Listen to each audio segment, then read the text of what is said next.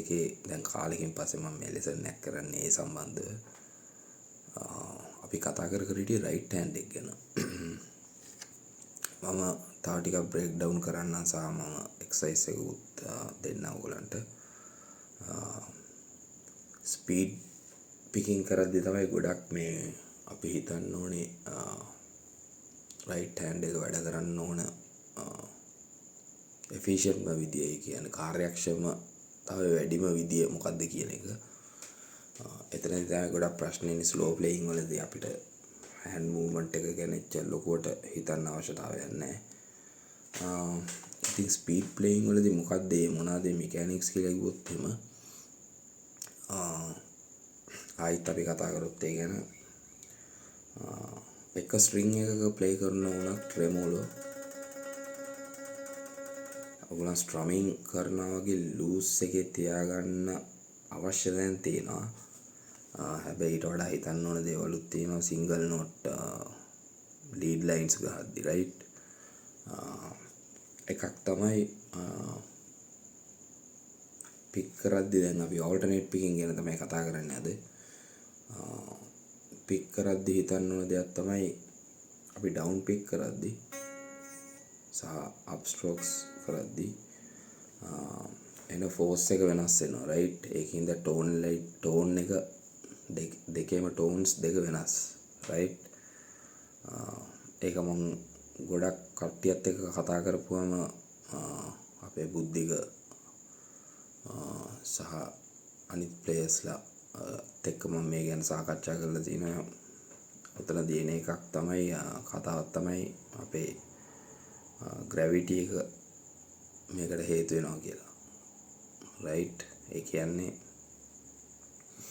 අපි අත ලූස් එකේ තියාගත්තොත් එහෙම උඩ පැත්තට යනවට වඩා බිම පැත්තට තමයි වැටෙන්නේ රයිට්.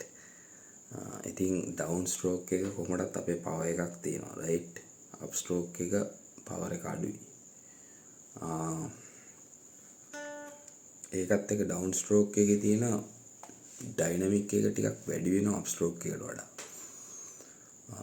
අනිත් එක අපි නැචරලි අපිට ප්ලේ කරන්න ගොඩක් වෙලාවට යොමු වෙන්නේ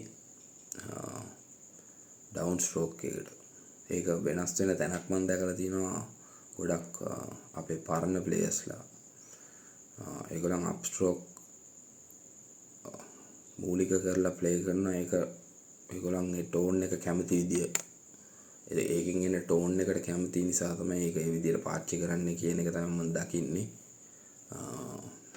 ඒ කියන්නේ අප් ස්ට්‍රෝක් ගහද්දී අර මම දැන් ඉස්සෙල්ලා කියපු කාරණේම තමයි ඩවුන් ස්ට්‍රෝක් ගහද්දී සවුන්ඩ් එක ටිකක් බලවත් සහ කනට අපි මේ වචනේ පාවිච්චි කරන්න වෙනවට ටිකක් හාෂ් සවුන්ඩ් එකක් රයිට්. හාෂ් කියලා කියන්නේ කනට අමිහිරි කියලා කියන්න බෑ. උනාට ඒකේ බලය වැඩි රයිට්. ඒ සවුන්ඩ් එකේ බලය වැඩි. අප් ස්ට්‍රෝක් එකේ ටික ස්මූත් සවුන්ඩ් එකක් තියෙන්නේ බලය අඩු හින්දා. ඉතින් සිංහල සින්දු වල වගේ ස්මූත් පාර්ට්ස් ප්ලේ කරද්දී ගොඩක් කට්ටිය ඒ පරණ කට්ටිය අප් ස්ට්‍රෝක් වලට ගිහිල්ලා තිනවා. ඉතින් ওই කාරණේ තියෙනවා ඩවුන් ස්ට්‍රෝක් එකේ අප් ස්ට්‍රෝක් එකේ ටෝන් වෙනස රයිට්. ඒක ගැන අවබෝධයෙන් ඉන්න ඕනේ ඔයගොල්ලන්. ඉතින් ඔයගොල්ලන්ට අවශ්‍ය සවුන්ඩ් එක අනුව ස්ලෝ ලීඩ් ලයින්ස් ප්ලේ කරද්දී ඔයගොල්ලන්ට ඒක යූස් කරන්න පුළුවන්. මොකද්ද ඔයගොල්ලන් කරන්න හදන දේ ටාගට් එක අනුව මොකද්ද ඔයා කරන්න මේ පාවිච්චි කරන්න කියන එක රයිට්. තව එකක් තමයි දැන් ඕල්ටර්නේට් පිකින් වලට ගියොත් එම ටිකක් ස්පීඩ් සහ එතන ඉඳලා ස්පීඩ් එක ලෙවල්ස් වලට යද්දී අනිවාර්යයෙන්ම එක්ක දෙපැත්තට පාවිච්චි කරන්න ඕනේ ඕල්ටර්නේට් පිකින්. නැත්තම් වෙන ටෙක්නික් එකක් හයිබ්‍රිඩ් හයිබ්‍රිඩ් කියන්නේ පික් එකයි ඇඟිලි. නැත්නම් ඉකොනොමි පිකින් කියලා තියෙනවා. ඒ කියන්නේ එක දිශාවකට කම්බියට මාරු වෙනවා නම් එක දිශාවකට පික් කරන එක රයිට්. ඒක එක ටෙක්නික් එකක්. ඒවා වෙන වෙනම පුරුදු වෙන්න ඕනේ දේවල් රයිට්. හැබැයි මම alternate picking ගැන තමයි තනිකරම කතා කරන්නේ. මොකද මගේ ස්ටඩි එක තියෙන්නේ එතන නිසා. ස්පීඩ් කරද්දි ගොඩක් කට්ටිය හිතන්නේ නැති දෙයක් තමයි ඒ කියන්නේ ඇත්තටම පික් එක ට්‍රැවල් කරන විදිය රයිට්. ගොඩක් ස්පීඩ් කරන කට්ටිය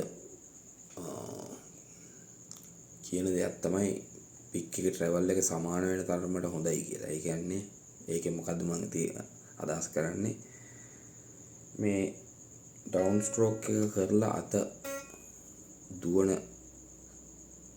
ලෙන්ත් එක අප් ස්ට්‍රෝක් එකේ ලෙන්ත් එකයි එක්ක සමාන වෙන්න ඕනේ. ඒක වෙනම ප්‍රැක්ටිස් කරන්න ඕන කාරණාවක්.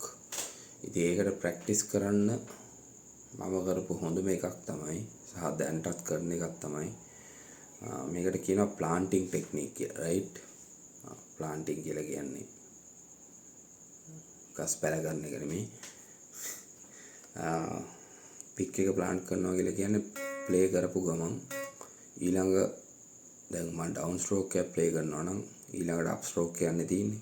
ඒ අප් ස්ට්‍රෝක් එකකට රෙඩි වෙන්න පික් එක උඩ ස්ප්‍රින්ග් එක උඩ පික් එක ටක් ගාලා රිටර්න් තියනවා කියන එක. රයිට්. එතකොට අප් ස්ට්‍රෝක් එක ප්ලේ කරනවා නම් ඩවුන් ස්ට්‍රෝක් එක ටක් ගාලා රිටර්න් තියනවා ස්ට්‍රින්ග් එක උඩ. ඔන්නෝක තමයි එක්සයිස් එක සහ මේකේ ටෙක්නික් එක. මේකේ ඩිස්ටන්ස් එක කන්ට්‍රෝල් වෙනවා පුළුවන් තරම්.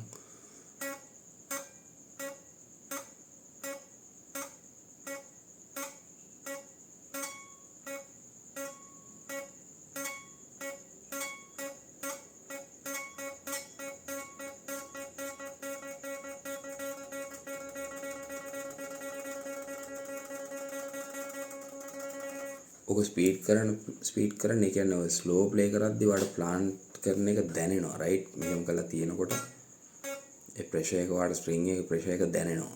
ඒ ප්‍රෙෂර් එක දැනෙනකොට අනිවාර්යයෙන්ම අවබෝධයෙන් ඉන්න ඕනේ වගේ මසල්ස් වලට දැනෙන දේ මොකද්ද කියලා. ඒක ගොඩක් ඒක කරද්දි ඒ මසල්ස් වලට දැනෙන හිරවීම වාට හොඳට තේරෙයි. ඔයාලට මේකෙන් කරන්න පුළුවන් දෙයක් තමයි මේ ප්ලාන්ටිං කරනකොට ඒ ඩිස්ටන්ස් එක ගැන අවබෝධයෙන් ඉන්න එකයි, මසල්ස් ගැන අවබෝධයෙන් ඉන්න එකයි. ඉතින් මසල්ස් ගැන අවබෝධයෙන් ඉන්න එකෙන් ඔයාලට කරන්න පුළුවන් ප්‍රැක්ටිස් එක තමයි මසල්ස් හිර වෙන්න දෙන්නේ නැතුව ලූස් එකේ තියාගන්න පුළුවන් තරම් try කරන එක. ඒක අනිවාර්යයෙන්ම ඇඟ ඇතුලේ මෙසේජ් එකක් දෙන්න ඕනේ මේක කරන්නේ නැහැ කියලා. රයිට්. මේක ඔයා දන්නවනේ ස්නායු ඒ කියන්නේ බ්‍රේන් එකයි ස්නායු සම්බන්ධ දෙයක්. එතකොට ඔටෝමැටික් මේක කරන්න ගියොත් එහෙම ඒක ගැන හිතන්නේ නැතුව කරන්න ගියොත් අර තදවීමත් එක්ක තමයි මේක වෙන්නේ. රයිට්. මුලදී මට ඒක තිබ්බා. මට ඒක ওই ප්ලාන්ටික් ටෙක්නික් එක කරද්දි ලොකු කාලයක් යනකම් මට ඒ අත ලූස් කරනවා කියන මෙසේජ් එක දෙන්න ටිකක් කල් ගියා. රයිට්. ඒ කියන්නේ අපිට ඒක එහෙම වෙන්නේ ඒක නూరు දෙයක් හින්දා. ඒ කියන්නේ නැචරලි මේ ප්ලාන්ටින් ටෙක්නික් එකත් එක්ක එක්සර්සයිස් කරද්දී අපි බලන්නේ බ්‍රේන් එකේ මෙසේජ් එක දෙන්නේ තද කරන්න කියන මේක. රයිට්. ඉතින් ඒකට කවුන්ටර් මෙසේජ් එකක් දෙන්න ඕනවා මේ මසල්ස් වලට මේක පුළුවන් තරම් ලූස් එකේ තියන්න බලන්න කියලා. ගොඩක් මම දන්නේ ඒක මං ඉන්න ලෙවල් එකේ තාම යම්කිසි පොඩි ටයිට්නස් එකක් තියෙනවා අතේ. ඒක මම හිතන්නේ පුළුවන් නැති. ඒ කියන්නේ ඒකත් එක්ක අවුරුදු ගාණක් ওই ප්ලාන්ටින් ටෙක්නික් එකත් එක්ක ඉන්නකොට සම්පූර්ණයෙන්ම ලූස් කරලා කරන්න පුළුවන් හැකියාවක් ඇති. ඕක අමාරුම වෙන්නේ මෙට්‍රොනෝම් එකක් ඉන්ට්‍රොඩියුස් කරපු ගමන් එයාට තද ගතියට මෙසේජ් එක දෙන්න අමාරු වෙනවා මෙයාව රිලැක්ස් කරන්න කියන එක. රයිට්.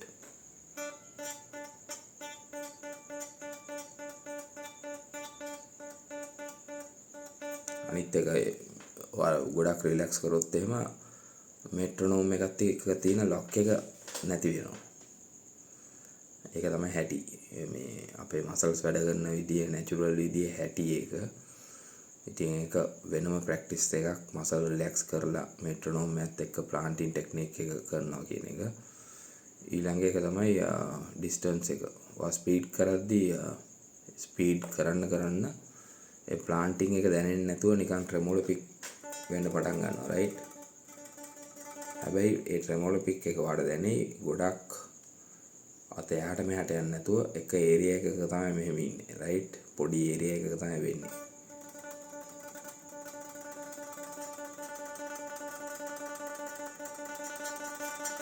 ඔන්න උතන්ට තමයි ඒක ගෙනියන්න ඕනේ. ඉතින් ප්ලාන්ටින් ටෙක්නික් එක කරන්න පුළුවන් එකක් තමයි එක ස්ට්‍රින්ග් එකේ ට්‍රෙමෝලෝ කරන එකක්.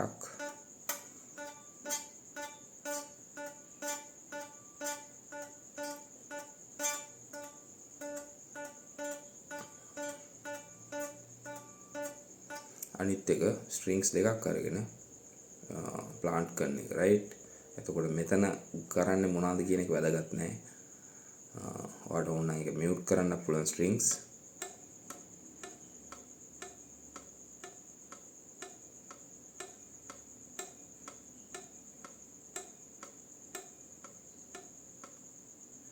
රයිට්.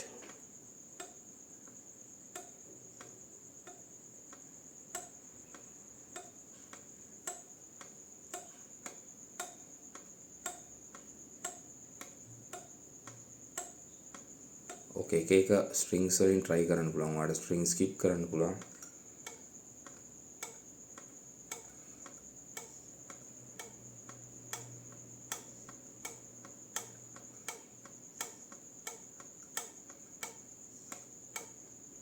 රයිට්. ඕක try කරලා බලන්න මෙට්‍රොනෝම් එකක් එක්ක කරන්න. 3 4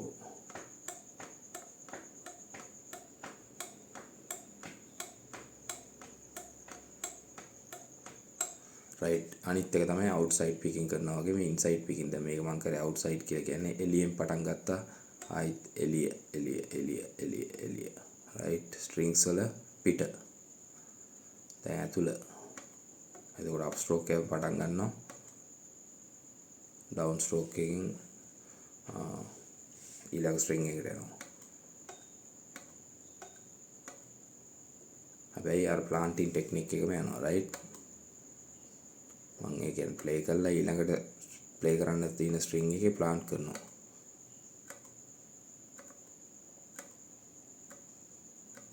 ඒක ටිකක් අමාරුයි ඔයාලට මුලදී කරන්න ඉන්සයිඩ් පිකින් එක්සර්සයිස් එක. ඒක පැත්තක් එකින්ද ඉස්සෙල්ලාම ඩවුන් ස්ට්‍රෝක් මේ අප් ස්ට්‍රෝක් එක විතරක් කරලා ඊළඟ ස්ට්‍රින්ග් එක ප්ලාන්ට් කරන්න විතරක් ප්‍රැක්ටිස් කරන්න. ඊට පස්සේ ඊළඟ ස්ට්‍රින්ග් එක ප්ලේ කරන සෙක්ෂන් එකට යන්න.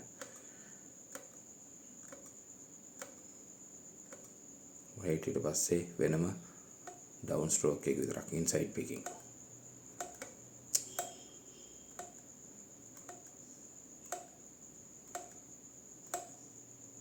ඊට පස්සේ දෙකම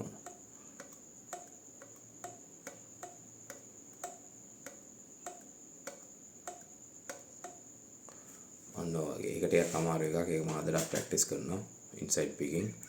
ඉතින් ඔය දෙකම ප්‍රැක්ටිස් එකේ තියාගන්න.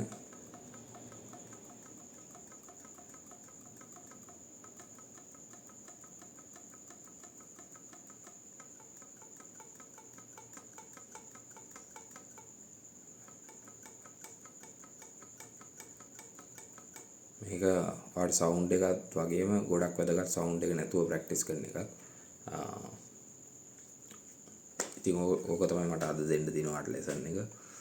මේකෙන් ගොඩක් වාට කාලයක් කරොත් මේක හැමදාම විනාඩි 5ක් මේ වෙන මම දැන් කීපයක් කියලා දුන්නා. සිංගල් ස්ට්‍රින්ග් ඒවයි ස්ට්‍රින්ග්ස් දෙක පාච්චි කරලා කරන ඒවයි. හැබැයි ඔක වර්ෂන්ස් කීපයකුත් මම කියලා දුන්නා මේ ලෙසන් එක ඇතුලේ. ඉන්සයිඩ් පිකින්, අවුට්සයිඩ් පිකින්, ඒ වගේම ස්ට්‍රින්ග් පෙයාස් වෙනස් කරන ඒවා. ඉතින් ඒවට විනාඩි 5 වෙනම වාට කරන්න පුළුවන්. එකක විනාඩි 5ක් විතර ඉන්න. ඒ ටයිම් එකේදී ෆුල් ඇටෙන්ෂන් දීලා ප්‍රැක්ටිස් කරන්න ඕනේ අනිවාර්යයි. ඉතින් මේක කරලා බලන්න අනිවාර්යයෙන්ම. මේක ගොඩක් කල් කරන්න ඕන එකක්. එක දවසක් කළා ආයිත් ඊළඟ සතියේ ඒක කරාට වැඩක් නැහැ. හැමදාම මේක කරන්න ඕන එකක් රයිට්. එතකොට තමයි වාට එකෙන් ප්‍රතිඵල ලැබෙන්නේ. හැමෝටම ජය වේවා. අපි හම්බෙමු තව එකකින්.